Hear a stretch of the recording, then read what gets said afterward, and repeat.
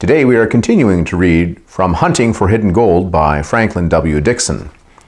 When we last left the boys, they were at Jim Burke's place, and they had just found somebody, Mr. Bob Dodge, who had his outer garments wet with snow, and his coat sleeves and trouser legs were covered with burrs. Chapter 8, Tommyknockers. The same thought struck the Hardy boys. Did the burrs on Dodge's clothes mean he had been one of the people in the cemetery? Perhaps even the man they had chased? Excited, Frank and Joe watched the big man's face closely. But Dodge displayed no outward signs of guilt. "What's all the shooting about?" he said while brushing the snow off his coat. Burke raised his eyebrows. "You heard it?" "Sure did," the big white-haired man replied. "I couldn't sleep tonight, so I went up for a stroll on the hillside, and I heard 2 gunshots, and I came down to investigate." "Did you see anybody, Mr. Dodge?" Frank put in. "Well, not too clearly. I thought I glimpsed 2 people running in this direction, but when I got down to the street, there was no one in sight." "Must have been those 2 lads," the storekeeper said. "They woke me up and told me some gunslinger had been chasing them through the ghost town. But didn't hear anything myself," Burke added. "But I guess I was pretty sound asleep." Frank repeated the story they had told Burke. "We are investigating what Ben Tinker had told us about the old dance hall being haunted," Frank explained. "While we were inside the place, someone shot at us. He chased us for a while, and then we turned the tables and started chasing him," Joe added. "Whoever the man is, he headed for this store." Dodge frowned worriedly.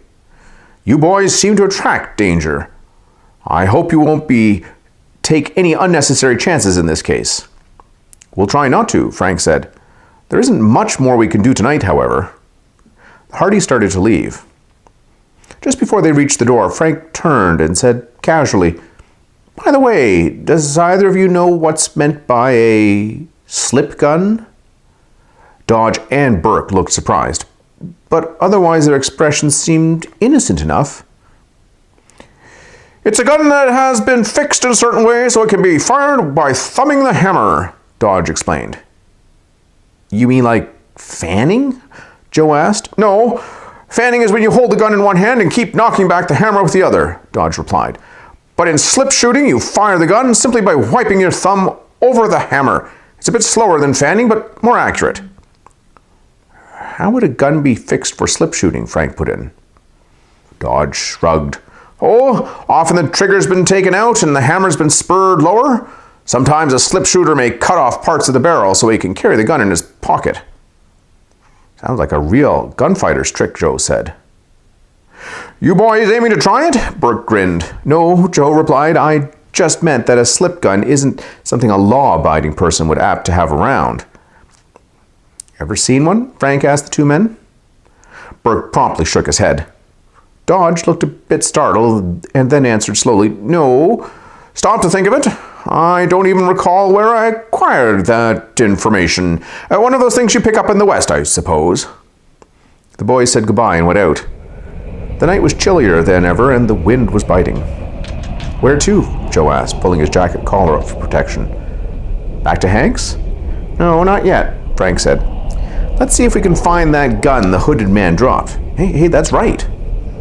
As the 2 headed back towards the ghost town, Frank said thoughtfully, "Looks as though we have our 2 prime suspects, Joe.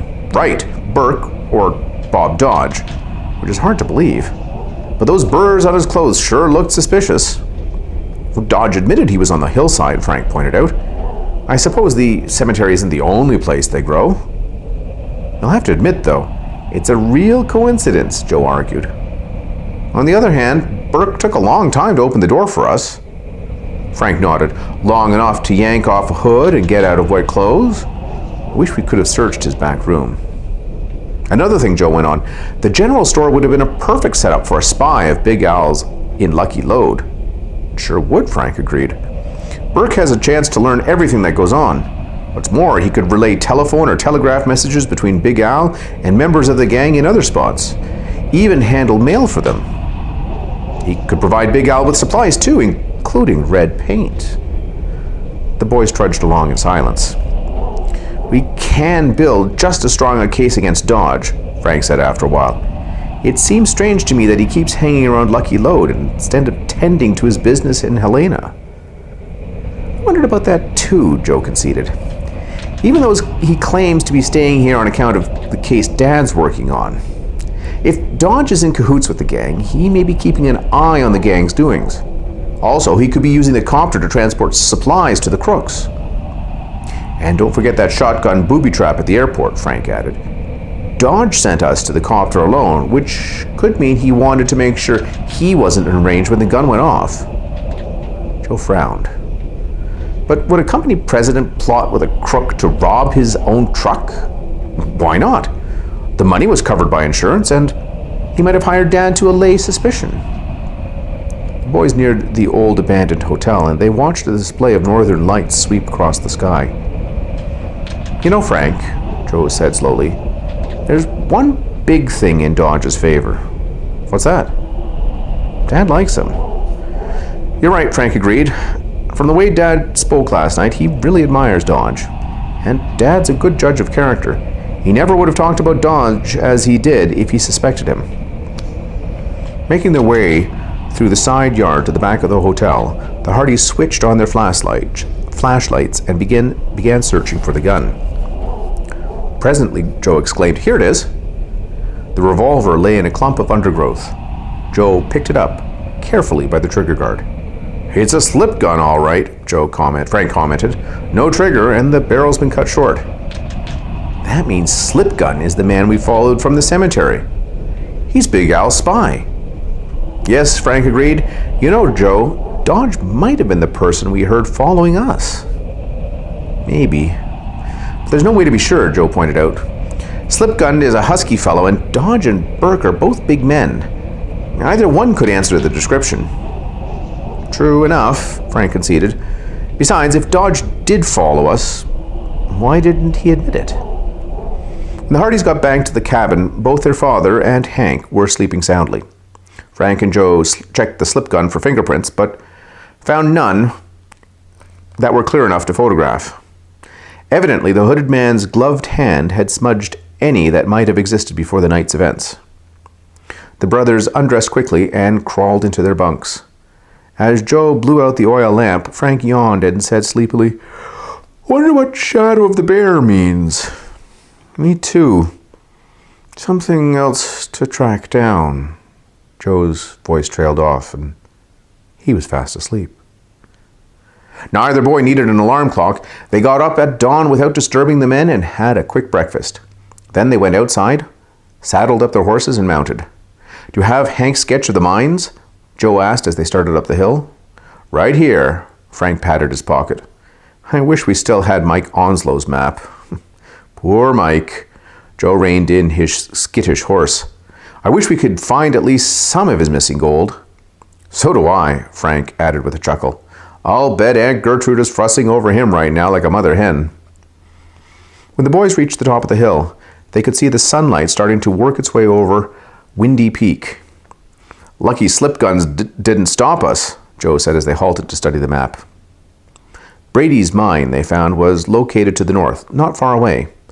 Half an hour's ride brought them to a point somewhere below the mine site. Here, the boys dismounted and led their horses carefully up the slope. Frank and Joe scouted the area, but could see nobody, nor any tracks in the snow. "Let's take a look inside," Joe suggested. The boys tied their horses to a clump of bushes 100 yards from the mouth of the mine. After making sure their flashlights were working, they cautiously approached the dark hole in the edge of the hill. The mine entrance was big enough for them to walk erect. Inside, the Hardys paused to listen, then snapped on their flashlights. They were in a fair-sized cavern which had been hacked and blasted out of the mountainside. Just ahead, a tunnel sloped downwards into the darkness. Among the rubble on the floor were some lengths of rusty iron pipe and a discarded pick with a broken handle. "Doesn't look like anybody's been here in a long time," Joe murmured. His voice echoed weirdly in the chilly cavern. Frank was about to reply when suddenly both boys stiffened. "Did you hear something?" he whispered. "I sure did." As the brothers froze into silence, the sound came again. "Spirits," Joe gasped. Tommy knockers.